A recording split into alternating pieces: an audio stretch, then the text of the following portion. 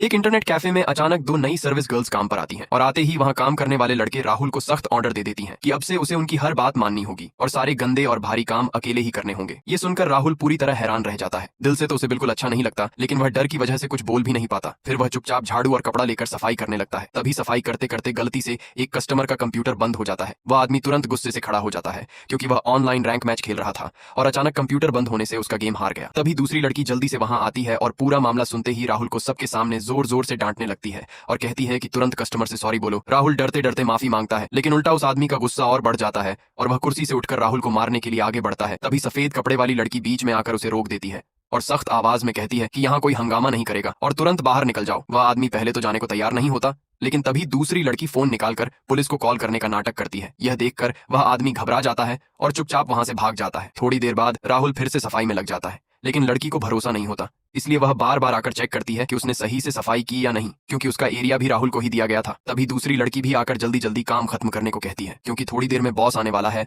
राहुल अंदर से टूट जाता है क्योंकि वह अकेला ही 3 लोगों का काम कर रहा था और उसे लग रहा था जैसे वह कोई मशीन या गुलाम बन गया हो जो रुक ही नहीं सकता। बाहर के सारे कंप्यूटर साफ करने के बाद उसे टॉयलेट की सफाई के लिए भी भेज दिया जाता है। वह वहां फर्श और सिंक साफ कर ही रहा होता है कि अचानक कोई अंदर आ जाता है। दोनों की नजरें मिलती हैं और एक पल के लिए दोनों चौंक जाते हैं। लड़की जैसे कुछ खास ध्यान नहीं देती, लेकिन राहुल इतना घबरा जाता है कि तुरंत वहां से भागकर बाहर आ जाता है। बाहर सफाई कर रही दोनों लड़कियां हैरान रह जाती हैं कि राहुल इतना गुस्से में क्यों बाहर निकला। लेकिन तभी जब टॉयलेट से दूसरा इंसान बाहर आता है तो दोनों के चेहरे के भाव बदल जाते हैं, क्योंकि अब मामला बिल्कुल अजीब लगने लगा था। दोनों एक दूसरे को देखते हुए सोच में पड़ जाती हैं कि आखिर अंदर हुआ क्या था। लाइक सब्सक्राइब कर देना, भगवान आपको और आपके माता पिता को बहुत खुशी देगा।